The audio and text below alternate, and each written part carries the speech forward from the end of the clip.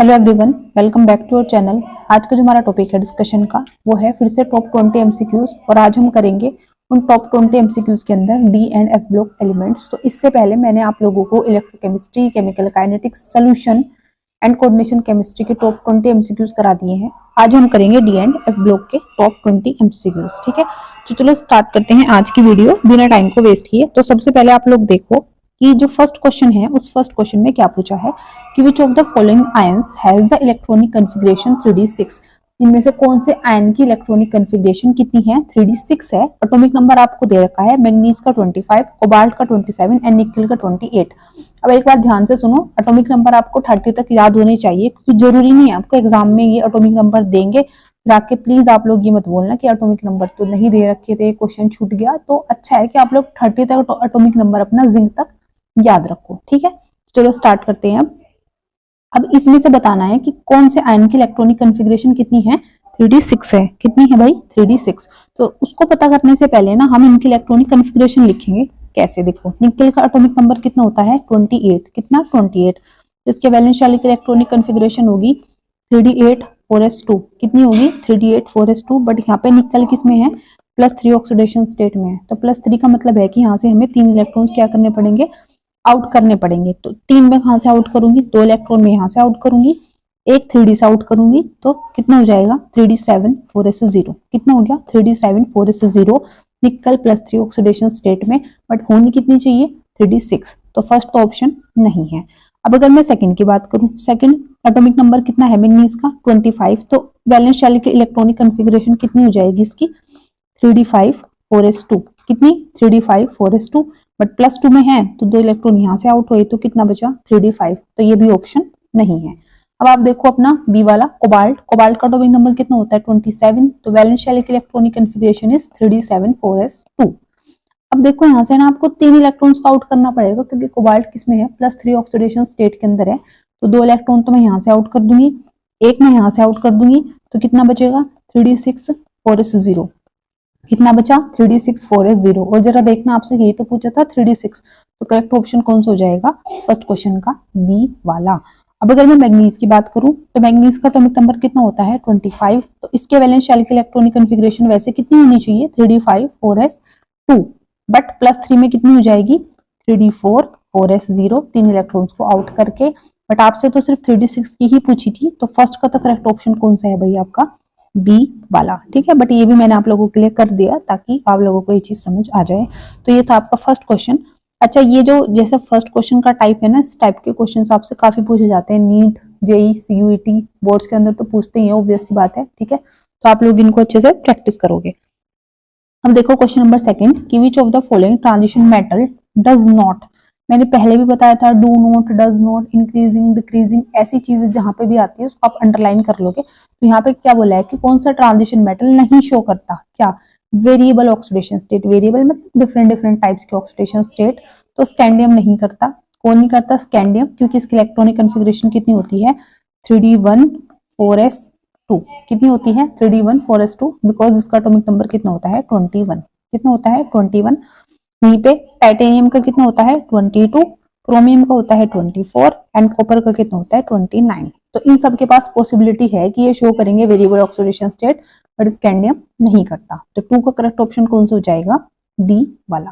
ठीक है, उसके बाद देखो क्वेश्चन नंबर थर्ड कि which of the following ions has the maximum number of unpaired electrons. इनमें से कौन से आयन के पास मैक्सिमम नंबर है किसके? अनपेयर्ड इलेक्ट्रॉन्स के। किसके पास अनपेयर्ड इलेक्ट्रॉन्स ज्यादा है उसको फाइंड आउट करने के लिए फिर से हमें एटॉमिक नंबर देखो पता ही होना चाहिए। तो आयरन का एटॉमिक नंबर कितना होता है? 26। कितना? 26। वैलेंस शेल की electronic configuration 3d6 and 4s2। अब अगर मैं बात करूं +3 में, तो +3 में मेरे को 3 इलेक्ट्रॉन्स भाई यहाँ से आउट करने पड़ेंगे। तो 3 अगर मैं यहाँ से आउट करूंगी तो 2 तो मैं किससे करूंगी? 4s से करूंगी। कहां से? 4s से। एक मैं करूंगी 3d से। तो कितना हो जाएगा? 3d5 4s0। तो इलेक्ट्रॉनिक कॉन्फ़िगरेशन कितनी हो गई? 3d5 4s0। तो ठीक है, तो अब अगर मैं 3d का एक डब्बा ऐसे बना दूं और उसमें इलेक्ट्रॉन्स को फिल भी कर दूं 1 2 3 4 5, तो इसके पास कितने अनपेयर्ड इलेक्ट्रॉन्स हैं? 5। कितने हैं? n की वैल्यू कितनी है? 5। n मतलब अनपेयर्ड इलेक्ट्रॉन्स। तो अनपेयर्ड इलेक्ट्रॉन्स कितने हैं? आयरन +3 के 5 है। ठीक है, ऐसे अगर मैं बात करूं किसकी, वेनेडियम की, अब वेनेडियम का एटॉमिक नंबर कितना होता है 23, कितना होता है 23, तो इलेक्ट्रॉनिक कॉन्फ़िगरेशन कितनी होती है 3d3 4s2, बट वेनेडियम किस में है +3 में, तो 3d2 4s0 कितना होगा 3d2 4s0। तो इसकी अगर आप इलेक्ट्रॉनिक कॉन्फ़िगरेशन को फिल करेंगे एक बार, तो इसके पास जो नंबर ऑफ अनपेयर्ड इलेक्ट्रॉन्स होंगे वेनेडियम के वो कितने होंगे 2 होंगे, कितने होंगे 2। आई बात समझ। अब ऐसे अगर मैं टाइटेनियम के लिए निकालूं, टाइटेनियम का एटॉमिक नंबर कितना होता है, एक बार मैं इसको रब कर दूं ताकि थोड़ा सा स्पेस बन जाए आप लोगों के लिए, है ना। तो देखो, हाँ अब आप देखो कि टाइटेनियम का एटॉमिक नंबर कितना होता है 22, तो इसके वैलेंस शेल की इलेक्ट्रॉनिक कॉन्फ़िगरेशन कितनी थी 3d2 4s2, बट +3 में कितना शो करेगा 3d1 4s0। अब 3d1 मतलब डी वाले डब्बे में क्या होगा एक इलेक्ट्रॉन, तो नंबर ऑफ अनपेयर्ड इलेक्ट्रॉन्स कितना होएगा सिर्फ 1। स्कैंडियम की बात करूं, स्कैंडियम का एटॉमिक नंबर कितना होता है 21, वैलेंस शेल इलेक्ट्रॉन्स की कॉन्फ़िगरेशन 3d1 4s2, बट +3 में यहाँ से 2 इलेक्ट्रॉन गए, एक इधर से गया तो 3d0 बचा, भाई 0 बचा तो कोई बात ही नहीं है, हम इलेक्ट्रॉन्स को फिल ही नहीं करेंगे, पूरा का पूरा 3d ऑर्बिटल हमारा क्या है एम्प्टी है। तो नंबर ऑफ अनपेयर्ड इलेक्ट्रॉन्स इस केस में है 5, इसमें है 1, इसमें है 2, इसमें है 0, तो maximum number of unpaired electrons खुद ही बता दो आप किसके पास है, किसके पास है आयरन +3 के पास है। तो थर्ड का करेक्ट ऑप्शन कौन सा हो जाएगा ए वाला, ठीक है। अब क्वेश्चन नंबर 4 देखो कि द आयन ऑफ मेटल, जो आयन्स है किसके मेटल के, कौन से ग्रुप के 12 के, जिसमें है जिंक कैडमियम मरकरी, क्या है जिंक कैडमियम मरकरी, याद करने की ट्रिक क्या होती है जिंक कनाडा होगा, कैसे याद करोगे ग्रुप नंबर 12 को जिंक कनाडा होगा। इसके पास कंप्लीटली फिल्ड डी ऑर्बिटल्स हैं, क्या है कंप्लीटली फिल्ड डी ऑर्बिटल्स है, हमें पता है कितना है कंप्लीटली फिल्ड डी ऑर्बिटल्स है, इसके डी में कितने हैं 10 इलेक्ट्रॉन्स है। तो क्या ये बिहेव करेंगे सेमीकंडक्टर्स की तरह, नहीं ऐसा तो कुछ नहीं होता, इनका हाई मेल्टिंग पॉइंट होगा, नहीं they do not behave like the transition metals, yes ये ट्रांजिशन मेटल्स की तरह बिहेव नहीं करेंगे, क्योंकि हमने एक चीज पढ़ी थी कि ट्रांजिशन मेटल्स वो मेटल्स होते हैं जिनके पास पार्शियली फिल्ड डी ऑर्बिटल्स होती है, क्या होती है जिनके पास partially filled d orbitals, but यहाँ पे क्या है कंप्लीटली फिल्ड डी ऑर्बिटल है, तो कंप्लीटली है तो बिहेव नहीं करेंगे ये कैसे ट्रांजिशन मेटल की तरह। तो फोर्थ का करेक्ट ऑप्शन कौन सा हो जाएगा यहाँ से सी वाला, कौन सा हो जाएगा सी वाला। बता दो इतनी सी बात आप लोगों को मेरी समझ में आई क्या। अच्छा अगर आप लोग अभी तक यहाँ पर टिके हुए हैं वीडियो देख रहे हैं तो आप वीडियो को लाइक कर दो, क्या करोगे आप लोग वीडियो को लाइक कर दोगे, चैनल को सब्सक्राइब कर दोगे, वीडियो को शेयर कर दोगे, ठीक है बेल आइकन को प्रेस कर दोगे ताकि सारे के सारे वीडियोस के नोटिफिकेशन आप लोगों को ऑन टाइम मिलते रहे, ठीक है। तो चलो अब करते हैं इससे आगे हम स्टार्ट। तो फोर्थ क्वेश्चन आंसर कौन सा था भाई सी वाला। उसके बाद आप लोग आ जाओ अपने क्वेश्चन नंबर 5 में, जिसमें क्या पूछा है कि which of the following copper 2+ halide is not known, copper +2 का कौन सा हैलाइड हमें नोन नहीं है, जो एग्जिस्ट नहीं करता। अब CuBr2 हमने खूब सुना है, CuCl2 भी सुना है, CuF2 भी सुना है, बट CuI2 हमने नहीं सुना। तो उन्होंने पूछा है नॉट नोन, जिसको हम नहीं जानते। तो कॉपर +2 का जो हैलाइड है वो CuI2 है, जिसको हम नहीं जानते। किसको नहीं जानते हम CuI2 को नहीं जानते। कारण क्या है यहाँ पे अनस्टेबिलिटी का, किसका अनस्टेबिलिटी का, क्योंकि CuI2 क्या होता है अनस्टेबल होता है और ये डिकम्पोज हो जाता है कैसे कॉपर आयोडाइड एंड आयोडीन के फॉर्म में। कैसे डिकम्पोज हो जाता है ये कॉपर आयोडाइड एंड आयोडीन के फॉर्म में।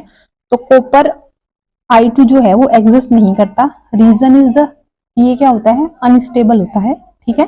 और क्योंकि ये ब्रेकआउट हो जाता है डिकम्पोज हो जाता है किसके अंदर कॉपर आयोडाइड के एंड आयोडीन के अंदर। तो फिफ्थ का करेक्ट ऑप्शन कौन सा हो जाएगा बी वाला, ठीक है जी। उसके बाद अब आप आ जाओ अपने क्वेश्चन नंबर 6 पे कि which of the following characteristics of the transition metal, इनमें से कौन सी कैरेक्टरिस्टिक ट्रांजिशन मेटल की ऐसी है कि जो एसोसिएटेड है किसके साथ उसकी कैटालिटिकल एक्टिविटी के साथ। तो कैटालिटिकल एक्टिविटी के साथ जो ट्रांजिशन मेटल की प्रॉपर्टी एसोसिएटेड है वो क्या है, वो है उसका वेरिएबल ऑक्सीडेशन स्टेट। क्या है वेरिएबल ऑक्सीडेशन स्टेट। तो वेरिएबल ऑक्सीडेशन स्टेट ही एक ऐसी प्रॉपर्टी है जो एसोसिएटेड है किसके साथ कैटालिटिकल एक्टिविटी के साथ, किसकी ट्रांजिशन मेटल्स की। आई बात समझ में, किसकी ट्रांजिशन मेटल्स की। तो 6 का करेक्ट ऑप्शन कौन सा हो जाएगा यहाँ से हमारा डी वाला। अब आ जाओ क्वेश्चन नंबर 7 पे KMnO4 जो कि आपको होता है potassium permanganate act as an oxidising agent ये ऑक्सीडाइजिंग एजेंट की तरह काम करता है अल्कलाइन मीडियम में when alkaline KMnO4 is treated with KI। तो फिर ये क्या कह रहे हैं कि अगर हम अल्कलाइन KMnO4 को ट्रीट करेंगे KI के साथ, ठीक है, पोटेशियम आयोडाइड के साथ, तो आयोडीन आयन ऑक्सीडाइज्ड होएगा। तो कहां तक ये ऑक्सीडाइज्ड होएगा? दोबारा से एक बार क्वेश्चन समझो। इन्होंने बोल दिया आपको पहले से ही कि KMnO4 क्या होता है? एक ऑक्सीडाइजिंग एजेंट होता है। क्या होता है? Oxidising agents. And oxidising agents वो होते हैं जो दूसरों को तो ऑक्सीडाइज करते हैं, क्या करते हैं? सेल्फ का तो रिडक्शन करते हैं एंड अदर्स को क्या करते हैं? ये ऑक्सीडाइज। याद रख सकते हो क्योंकि आप लोगों ने सुना होगा एजेंट्स के थ्रू हम अपना काम कराते हैं। और अगर कोई ऑक्सीडाइजिंग एजेंट्स है तो वो क्या करेगा? वो दूसरों को ऑक्सीडाइज तो करेगा और खुद को क्या कर देगा? रिड्यूस। ठीक। अब अगर मैं KMnO4 को ट्रीट करा रही हूँ किसके साथ? किसके साथ ट्रीट करा रही हूँ? पोटेशियम आयोडाइड के साथ में इसको ट्रीट करा रही हूँ in the presence of water. ठीक है, in the presence of water, क्योंकि हमने क्या बोला कि अल्कलाइन KMnO4 को हम ट्रीट करा रहे हैं KI के साथ। ये वो इक्वेशन होती है। तो KMnO4 जो है वो KI को कहां तक क्या करेगा? ऑक्सीडाइज करेगा, क्योंकि ये ऑक्सीडाइजिंग एजेंट है। तो ये इसको ऑक्सीडाइज करता है IO3 negative plus 2MnO4 plus 2OH negative. मतलब जो पूरी इक्वेशन होती है वो तो देखो होती है आपकी ये वाली। क्या होती है? ये वाली होती है। ठीक है, इसको अगर इस वाले को ना मैं थोड़ा सा और ढंग से लिखूं तो इक्वेशन ये होती है कि यहाँ से आप इसको हटा दो, पोटेशियम को MnO4 नेगेटिव होता है आपका, ठीक है, और यहाँ से ये KI नेगेटिव, वाटर के साथ ये आपको देते हैं IO3 negative 2MnO4 plus 2OH negative. तो 7th का करेक्ट ऑप्शन कौन सा हो जाएगा? सी वाला। देखो एक तो था ये तरीका कि अगर आप लोगों को इक्वेशन याद है, आपको ये इक्वेशन याद करनी पड़ेगी, बट मेरा मानना ऐसा है कि इक्वेशन हमें याद नहीं होती है ना। हम लोग इतनी टेंशन नहीं लेते कि हम इक्वेशंस को याद करेंगे, क्योंकि जाहिर सी बात है भाई क्रैविंग वाली चीज हमें नहीं याद रहती। अब एक चीज समझो कि KMnO4 एक्ट कर रहा है ऑक्सीडाइजिंग एजेंट की तरह, तो दूसरे को क्या करेगा? ऑक्सीडाइज। और दूसरे के ऑक्सीडाइज करने का मतलब है दूसरे के ऑक्सीडेशन नंबर को इंक्रीज करेगा। क्या करेगा? दूसरे के ऑक्सीडेशन नंबर को बढ़ाएगा। ठीक है, अब आयोडीन आपका ऑक्सीडाइज हो रहा है 2। आयोडीन मतलब यहाँ पे मान लो आप I2 होगा, वो ऑक्सीडाइज हो रहा है किसके अंदर? किसके अंदर हो रहा है? अब ऑक्सीडेशन नंबर क्या होगा? बढ़ेगा। या मैं अगर देखो ऐसे लिखूं कि यहाँ पे ये जो KI है एक्चुअली में ये ऑक्सीडाइज हो रहा है, और इसमें भी I किस में है? नेगेटिव में है, I नेगेटिव में। तो I के ऊपर कितना है? -1 चार्ज। ठीक है, -1 से हमें क्या कराना है? इसको ऑक्सीडेशन, मतलब -1 से हमें प्लस की तरफ चलना पड़ेगा। तो -1 से अब इसको देखो, यहाँ पे I2 कितना है? 0 ऑक्सीडेशन स्टेट में है। कितने है? 0 में है। यहाँ पे अगर आप इसकी ऑक्सीडेशन स्टेट निकालोगे तो कितना आएगा? +5। ठीक है, कितना आएगा? +5 आएगा। यहाँ पे आएगा +1 और यहाँ पे कितना आएगा? +7। ठीक, तो अब यहाँ से आप ऐसे भी समझ सकते थे कि देखो वैसे तो ना सबका ही हो रहा है ऑक्सीडेशन, तो आप लोग ऐसे भी समझ सकते थे कि इसका कम हुआ है 0, इसका +1, तो ये तो नहीं होंगे। लेकिन हाँ, इसमें आप लोगों को कंफ्यूजन होता तो ये वाला क्वेश्चन एक्चुअली में आप लोगों को इक्वेशन से ही करना पड़ता, क्योंकि इन्होंने आपको फंसा दिया ऑप्शंस में। ठीक है, तो आपको इक्वेशन से याद करना पड़ता, बट फिर भी आप लोगों के पास 2 ऑप्शन हो जाते, है ना। तो आप अपने तुक्के वाली फिर टेक्निक को अप्लाई कर सकते थे 2 पे, तो 50-50% चांस थे कि अगर आप लोगों को इक्वेशन नहीं आती तो फिर आप इसको ऐसे कर सकते थे। ठीक है, करके मत आ जाना किसी क्वेश्चन पे कि मैम ने तो बोला था कर दो। नहीं भाई, ऐसे मत करना, आता होगा तभी कर लेना। ठीक है, अपनी गारंटी पे आप तुक्के मारना, क्योंकि देखो कुछ लोगों का ऐसा होता है कि वो टिक करते हैं पता नहीं मुझे किस टेक्निक से, बट उनके आंसर सही चले जाते हैं। तो आप लोगों को पता होता है, जिनको पता है वो कर लो, बट कुछ लोग मेरे जैसे होते हैं कि अगर 3 क्वेश्चन पे आपने तुक्के मारे तो तीनों ही गलत जाते हैं, तुक्का नहीं चलता। तो ऐसे लोग फिर मत करना। ठीक है, चलो अब आते हैं क्वेश्चन नंबर हम 8 पे। Which of the following transition metal show the +1 and +2 oxidation state? इनमें से कौन सा transition metal +1 and +2 oxidation state दिखाता है? तो कॉपर दिखाता है। कौन दिखाता है? कॉपर। ठीक है, क्योंकि कॉपर आपने देखा होगा +1 भी शो करता है एंड +2 भी शो करता है। वहीं पे जिंक सिर्फ +2 करता है, +1 ये नहीं करता। ठीक है, स्कैंडियम आपका +1 करता है, +3 करता है, तो +2 नहीं करता। ऐसे ही मैग्नीज आपका +2 से लेके कहाँ तक करता है? +7 तक शो करता है। ठीक है, +2 से +7 तक, तो ये भी नहीं। तो कौन सा हो जाएगा इसका करेक्ट ऑप्शन? 8 का D वाला, दैट इज कॉपर। ठीक, अब आ जाओ क्वेश्चन नंबर 9 पे। कि in the two tetrahedral structure of dichromate ion, दो टेट्राहेड्रल स्ट्रक्चर है किसकी, डाइक्रोमेट आयन की, जो कि देखो कुछ ऐसी होती है, मैं बना के दिखा दूंगी। अच्छा, बाकी अगर आप लोग कोई चैप्टर पढ़ना चाहते हैं तो please let me know in the comment section, ठीक है, मैं आप लोगों को पढ़ा दूंगी। वो कोई भी चैप्टर आपको पढ़ना है बट उसके लिए आपको मुझे कमेंट करके बताना पड़ेगा।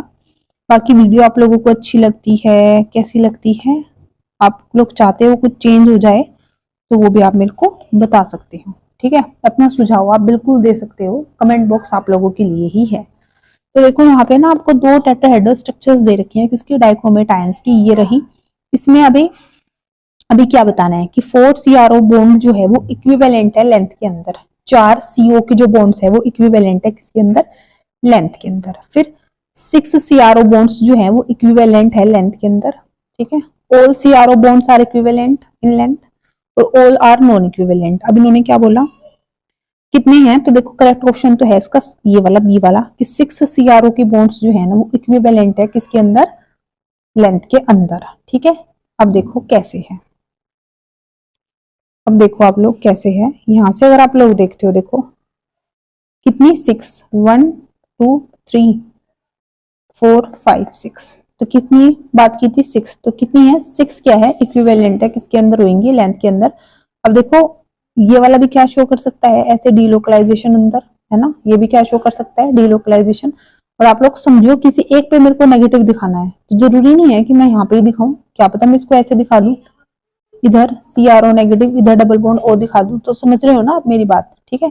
या फिर मैं ऐसे इधर डबल बॉन्ड O दिखा दूं, इधर नेगेटिव दिखा दूं, तो किसी एक पे तो क्या होगा, O नेगेटिव, और ऐसे आपकी जो 6 CRO की बॉन्ड्स लेंथ है 6, वो क्या होंगी, इक्विवेलेंट इन लेंथ। तो करेक्ट ऑप्शन कौन सा हो जाएगा, 9th का बी वाला। आई बात समझ, ठीक है। तो ये था आपका आंसर, आ गई ना ये चीज समझ में, ठीक है। तो ये फिर से NCERT के सवाल है, कुछ ऐसे बाहर से मैंने नहीं उठाए, तो मत सोचना कि पता नहीं कहाँ से ही आ जाते हैं, तो NCERT के क्वेश्चन से ही आपके डायरेक्ट, ठीक है। चलो अब स्टार्ट करते हैं अपना नेक्स्ट क्वेश्चन, जो कि है क्वेश्चन नंबर 10th। अच्छा, इसमें ना आप लोगों को मैच करनी है प्रॉपर्टीज किसकी, एलिमेंट्स की ऑफ 3D सीरीज। इसमें पूछा है कि लोवेस्ट एंथैल्पी ऑफ एटमाइजेशन किसकी होगी, लोवेस्ट एंथैल्पी ऑफ एटमाइजेशन किसकी होगी, scandium, manganese, zinc and titanium में से। तो लोवेस्ट एंथैल्पी ऑफ एटमाइजेशन होती है भाई जिंक की, किसकी, जिंक की। कारण ये है कि जिंक के पास क्या है, कोई भी अनपेयर्ड इलेक्ट्रॉन्स नहीं है, ये आपका फुल्ली फिल्ड है, ठीक है। तो लोवेस्ट एंथैल्पी ऑफ एटमाइजेशन किसकी होती है, जिंक की। बट आप में से कुछ लोग बोलेंगे कि एंथैल्पी ऑफ एटमाइजेशन क्या बला है, आप पहले यही बता दो, है ना, कि एंथैल्पी ऑफ एटमाइजेशन क्या होता है। तो देखो एंथैल्पी ऑफ एटमाइजेशन वो अमाउंट ऑफ हीट होती है, या वो अमाउंट ऑफ एनर्जी होती है, या मैं बोलूं कि वो अमाउंट ऑफ हीट एनर्जी होती है जिसकी हमें रिक्वायरमेंट होती है, या जो रिक्वायर्ड होती है ब्रेक करने के लिए, to break all the bonds in a chemical substance to separate its atom. मतलब एंथैल्पी ऑफ एटमाइजेशन वो अमाउंट ऑफ एनर्जी है जो कि हमें चाहिए ब्रेक करने के लिए सारे के सारे बॉन्ड्स को, सारे के सारे बॉन्ड्स को किसी भी केमिकल सब्सटेंस के अंदर, किसी भी केमिकल सब्सटेंस के अंदर जितने भी सारे सारे बॉन्ड्स हैं उनको मुझे तोड़ना है, या उनको मुझे सेपरेट करना है उनके एटम्स के अंदर, ठीक है। तो उसके लिए जो मुझे एनर्जी लगेगी उसको मैं क्या बोलूंगी, एंथैल्पी ऑफ एटमाइजेशन। तो इन्होंने बोला है कि लोवेस्ट एंथैल्पी ऑफ एटमाइजेशन किसकी होगी, तो लोवेस्ट तो किसकी होगी, वो जिंक की होगी, ठीक है। अब shows the maximum number of oxidation state, maximum number of oxidation state कौन दिखाता है, हमें पता है मैग्नीज दिखाता है, वेरिएबल ऑक्सीडेशन स्टेट्स +2 से लेके कहां तक, +7 तक, ठीक। अब transition metal that does not form the coloured substances या कलर्ड कंपाउंड्स, तो कलर्ड कंपाउंड्स कौन सा ट्रांजिशन मेटल ऐसा है कि वो नहीं बनाता। अब आप लोग वहां पे भाई चिल्ला के मत पड़ना कि जिंक जो है वो कलरलेस होता है, बिल्कुल होता है, बट आंख खोल के देखो, उन्होंने पूछा है ट्रांजिशन मेटल, ऐसा कौन सा ट्रांजिशन मेटल है, इन्होंने आपसे डी ब्लॉक नहीं पूछा, तो ट्रांजिशन पूछा है, तो कौन सा हो जाएगा फिर, स्कैंडियम, कौन सा हो जाएगा, स्कैंडियम, ठीक है। अगर डी ब्लॉक पूछते तो आप बिल्कुल लगा देते जिंक, क्योंकि वो भी आपका क्या होता है, कलरलेस ही होता है, +2 ऑक्सीडेशन स्टेट के अंदर। आई बात समझ में, और जो कि वो शो भी करता है, बस +1 ही, उसके पास वैरायटी ऑफ ऑक्सीडेशन स्टेट नहीं होती है, ठीक है जी। तो 10th के मैंने आगे ऐसे मार्क कर दिए, आप लोग इसको चेकआउट कर लेंगे। उसके बाद अब आप लोग आ जाओ क्वेश्चन नंबर 11 पे कि which set of ions exhibit the specific colours. इनमें से कौन से सेट ऑफ आयंस एग्जिबिट करते हैं स्पेसिफिक कलर्स। ठीक है, एटॉमिक नंबर आपको सबका दे रखा है। ठीक है, तो अब अच्छा कौन से आयंस एग्जिबिट करते हैं स्पेसिफिक कलर्स, ठीक है, वो आपको बताना है। तो अगर आप बात करते हो स्कैंडियम, स्कैंडियम देखो +3 ऑक्सीडेशन स्टेट में होता है D0। D0 अब जो पहले से ही मैं बोलूँ फुल्ली फिल्ड है या बिल्कुल एम्प्टी है डी ऑर्बिटल, तो वहां पे तो वो तो कलर शो ही नहीं करते, कोई पॉसिबिलिटी नहीं होती, एक्चुअली दे आर कलरलेस। तो ये तो क्या होंगे, ऑप्शन नहीं होगा। यहाँ पे भी स्कैंडियम दे रखा है +3 में, तो ये भी ऑप्शन नहीं हुआ। अब ऐसे आप लोग किया करो, है ना, यहाँ पे देखो 2 ही चांस बचे, एक ही एक ही। अब स्कैंडियम के बाद टाइटेनियम दे रखा है, देखो यहाँ पे +4 में, तो +4 में भी टाइटेनियम ये भी D0 होता है, तो ये भी ऑप्शन नहीं बचा। तो यहाँ पे तो अगर आप लोगों को नॉलेज भी नहीं थी कलर की, बस ऐसे भी बता सकते थे, है ना, क्योंकि इनके अंदर D0 है, तो ये वाले तो बिल्कुल भी शो नहीं करेंगे। देखो D0 भी था और 3D10 भी था इसमें फुल्ली फिल्ड, तो और इसमें भी देखो आप D0 है ना, तो ये तो शो नहीं करेंगे। तो कौन सा करेगा, बस ये वेनेडियम +3 +2 एंड Fe+3 ये ही शो करेंगे, कौन से आपको स्पेसिफिक कलर शो करेंगे, क्योंकि वेनेडियम +3 के अंदर होता है कितना 3D2, वेनेडियम +2 में होता है 3D3, आयरन +3 में होता है 3D कितना, आयरन कितना होता है +3 के अंदर 3D5। आई बात समझ, ठीक है। अब अगर मैं इनकी बात करूं कलर्स की, ये कौन कौन से कलर्स शो करते हैं, तो वेनेडियम तो आपको शो करेगा ग्रीन कलर, ठीक है, ये वोयलेट करता है, और ये आपको लाइट ग्रीन में बोलूंगी, हाफ फील्ड है ना, तो लाइट ग्रीन आपको शो करेगा।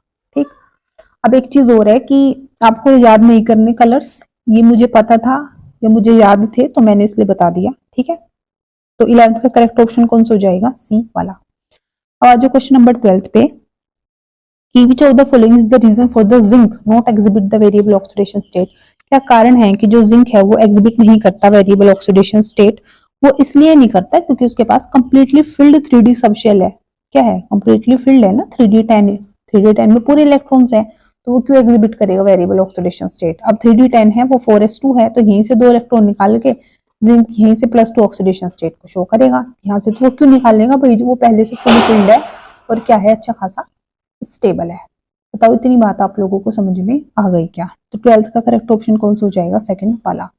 ठीक है, उसके बाद अब अगर मैं बात करूं क्वेश्चन नंबर किसकी, 13th की। किसकी, क्वेश्चन नंबर 13th की, कि जो KMnO4 है वो क्या है, कलर्ड है। क्या है, KMnO4 कलर है। अब KMnO4 के अंदर कलर होता है, किसके कारण कलर होता है, तो कलर जो होता है ना वो लिगेंड से मेटल का चार्ज ट्रांसफर होता है, उसके कारण होता है। क्या होता है, लिगेंड से मेटल का चार्ज ट्रांसफर।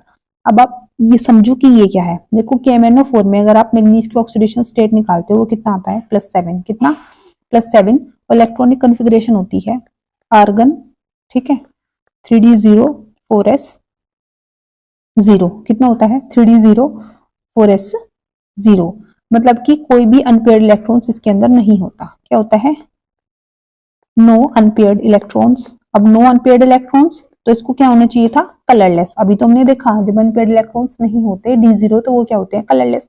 इसको कलरलेस होना चाहिए था, बट एक्चुअली ये क्या शो करता है, इंटेंस पर्पल कलर। आपने देखा भी होगा वो जादू वाला जो आप लोग एक्सपेरिमेंट करते हो उसमें यूज करते हो ना KMnO4 को, बट एक्चुअली में कैसा शो करता है, इंटेंस पर्पल कलर। जादू वाला मैंने बोला जो टाइट्रेशन आप लोग करते हैं, ठीक है, तो इंटेंस पर्पल कलर ये शो करता है। अब ये जो पर्पल कलर शो करता है वो चार्ज ट्रांसफर के कारण करता है। किसके कारण करता है, चार्ज का ट्रांसफर होता है यहाँ पे, और कैसे होता है, लीगेंड से मेटल के थ्रू। किसके थ्रू, लीगेंड से मेटल के थ्रू।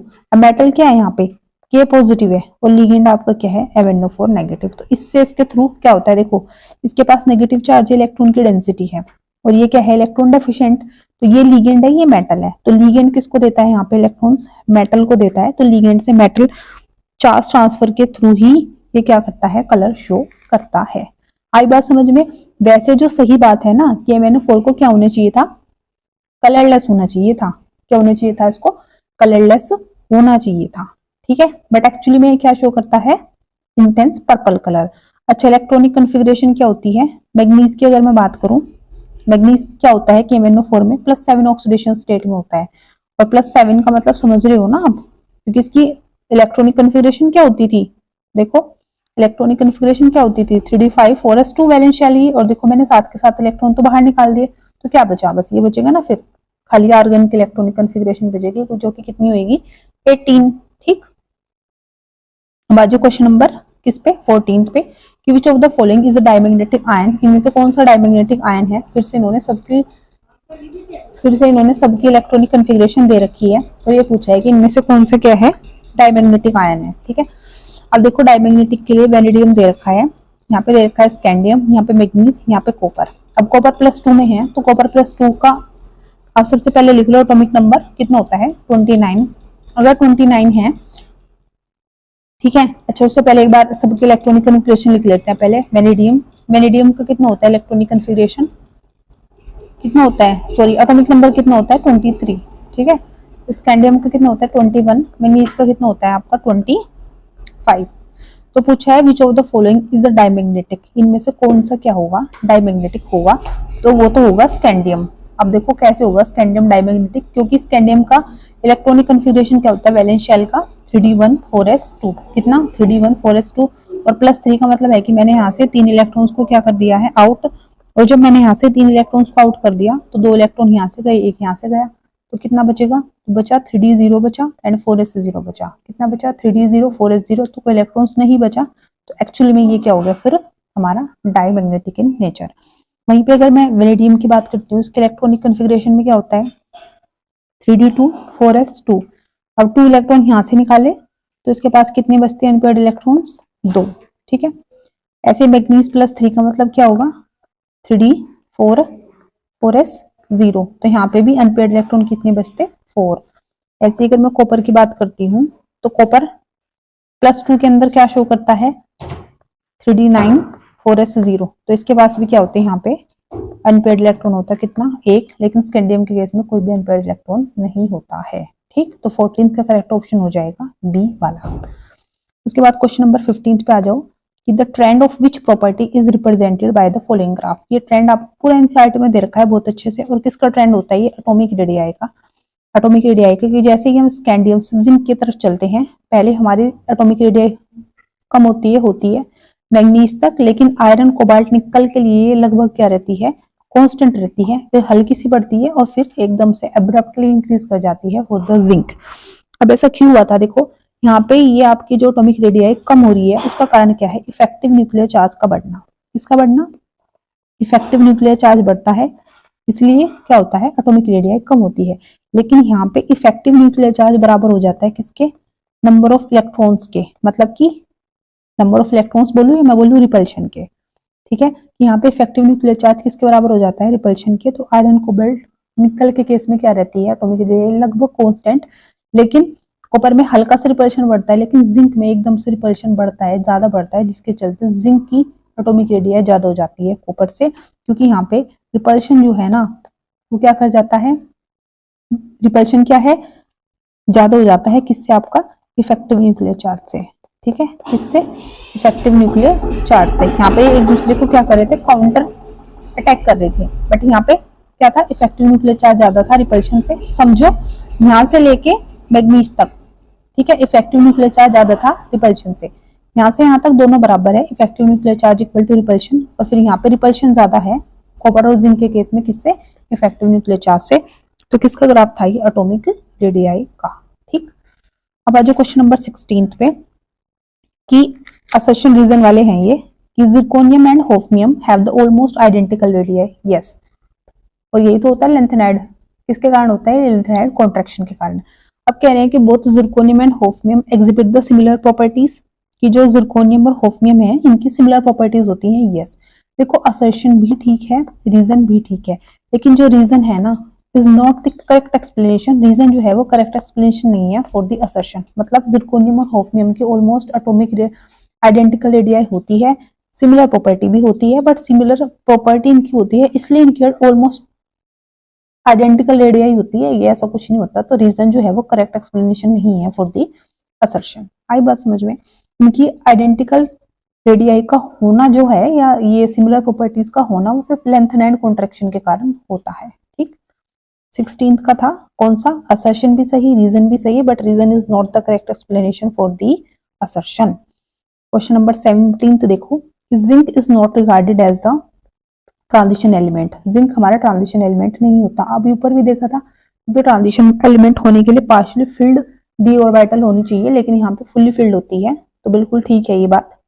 फिर इन द जिंक, जिंक के अंदर 3D ऑर्बिटल्स कंप्लीटली फिल्ड होते हैं, ग्राउंड स्टेट में भी और ऑक्सीडाइज में भी। यस, जिंक में 3D क्या होते हैं, फुल्ली फिल्ड, 3D10 होता है, ठीक है। तो ये क्या होते हैं, कंप्लीटली फिल्ड होते हैं ग्राउंड स्टेट में भी और ऑक्सीडाइज, मतलब अगर जिंक को मैं +2 में देखूं तब भी वो वहां पे 3D10 ही होगा, क्योंकि जो 2 इलेक्ट्रॉन निकलेंगे वो कहां से निकलेंगे, वो 4s से निकलेंगे, ठीक है। तो दोनों के अंदर 3D10 ही होगा। अब दोनों के अंदर क्योंकि 3D10 है तभी तो क्या है, ट्रांजिशन एलिमेंट है। तो असर्शन भी ठीक, रीजन भी ठीक, and reason is the correct explanation for the assertion. तो असर्शन भी सही है, रीजन भी है, और रीजन करेक्ट एक्सप्लेनेशन भी है किसके लिए, असर्शन के लिए। आई बात समझ। तो 17th की ये था, ठीक है, कि असर्शन भी सही है, रीजन भी है, and reason is the correct explanation for the assertion. अब आप लोग आ जाओ क्वेश्चन नंबर 18th पे, कि magnetic moment values of actinides are lesser than the theoretical predicted values. की जो मैग्नेटिक मोमेंट की वैल्यू होती है एक्टिनाइड्स की, वो कम होती है किससे, थ्योरेटिकल प्रेडिक्टेड वैल्यूज से। यस, ऐसा होता है। ऐसा क्यों होता है, क्योंकि जो 5f इलेक्ट्रॉन्स होते हैं एक्टिनाइड्स के, वो लेस इफेक्टिवली शील्डेड होते हैं, बिकॉज कि जो 5f इलेक्ट्रॉन्स होते हैं किसके, कि जो 5f इलेक्ट्रॉन्स होते हैं एक्टिनाइड्स के, they are less effectively shielded. ये क्या होते हैं, लेस इफेक्टिवली शील्डेड होते हैं। आई बात समझ। ये क्या होते हैं, लेस इफेक्टिवली शील्डेड, इसलिए मैग्नेटिक मोमेंट एक्टिनाइड्स की लेसर ही होती है थ्योरेटिकल प्रेडिक्टेड वैल्यूज से। अब रीजन में क्या पूछा है, कि एक्टिनाइड्स के जो एलिमेंट्स हैं वो स्ट्रांगली पैरामैग्नेटिक होते हैं। क्या बोला, कि जो एक्टिनाइड के एलिमेंट्स होते हैं वो स्ट्रांगली, यस, ये ज्यादातर आपके पैरामैग्नेटिक ही होते हैं, बट ये पैरामैग्नेटिक होते हैं इसलिए ये एक्टिनाइड्स की जो वैल्यू है वो लेस इसलिए नहीं होती कि वो पैरामैग्नेटिक होते हैं। तो असर्शन तो ठीक है, रीजन भी ठीक है, but reason is not the correct explanation for the assertion. आई इतनी बात समझ, ठीक है। अब आ जाओ क्वेश्चन नंबर 19 पे, कि लेंथेनाइड कॉन्ट्रैक्शन। लेंथेनाइड कॉन्ट्रैक्शन क्यों होता है, क्योंकि एप्रिशिएबल शील्डिंग होती है। एप्रिशिएबल होती है क्या, नहीं, एप्रिशिएबल तो वर्ड ही यहाँ पे गलत है। फिर से, अच्छा, एप्रिशिएबल शील्डिंग होती है of an outer electrons by the 4f electrons से तो होती है, बट वो इम्परफेक्ट या पुअर शील्डिंग होती है, ठीक है। फिर यहाँ पे है फिर से एप्रिशिएबल शील्डिंग होती है बाय द 5d से, तो ऐसा कुछ नहीं है कि 5d से होती है। सेम इफेक्टिव न्यूक्लियर चार्ज होता है, नहीं। तो ऑप्शन क्या हो जाएगा, डी वाला 19th का। क्यों, क्योंकि लेंथेनाइड कॉन्ट्रैक्शन में इम्परफेक्ट शील्डिंग या मैं बोलूँ पुअर शील्डिंग होती है किसकी, आउटर इलेक्ट्रॉन्स की, bye the 4f electrons from the nuclear charge, ठीक है। किससे होती है, 4f से होती है, और इम्परफेक्ट या पुअर शील्डिंग होती है। तो 19 का करेक्ट ऑप्शन कौन सा हो जाएगा, डी वाला। सॉरी। अब क्वेश्चन नंबर 20 को देखो, कि लेंथेनाइड्स जो हैं वो रेडियो एक्टिव हैं। कौन सा लेंथेनाइड रेडियो एक्टिव होता है, तो सिर्फ एक ही लेंथेनाइड ऐसा है जो कि रेडियो एक्टिव है, and this is your promethium. कौन सा है ये, प्रोमीथियम। तो प्रोमीथियम एक ऐसा लोता लेंथेनाइड है जो कि क्या है, रेडियो एक्टिव है नेचर के अंदर, ठीक है। तो ये मैंने आपको देखो 20 MCQ करा दिए हैं डी एंड एफ ब्लॉक के, क्योंकि मेरे को लगता था कि काफी बेनिफिशियल होनी चाहिए आप लोगों के लिए, तो इसको आप ध्यान से पढ़ोगे, ठीक है। बाकी अगर आप लोग यहाँ तक जुड़े हुए हैं मेरे साथ अभी तक, तो वीडियो को कर दो लाइक, नहीं हो तो भाई चैनल को कर दो सब्सक्राइब, किसी को शेयर करना चाहती हो तो प्लीज शेयर कर दो। बाकी आप लोग बेल आइकन को प्रेस कर दो, ताकि वीडियो के सारे नोटिफिकेशन आप लोगों को मिलते रहे ऑन टाइम, और आप अपनी तैयारी को बेहतर बनाते रहें। तो आज के लिए इतना ही, मिलते हैं नेक्स्ट वीडियो में, जिसमें कि हम करेंगे अब ऑर्गेनिक के MCQs, ठीक है। तब तक के लिए thank you so much and good luck for your exams.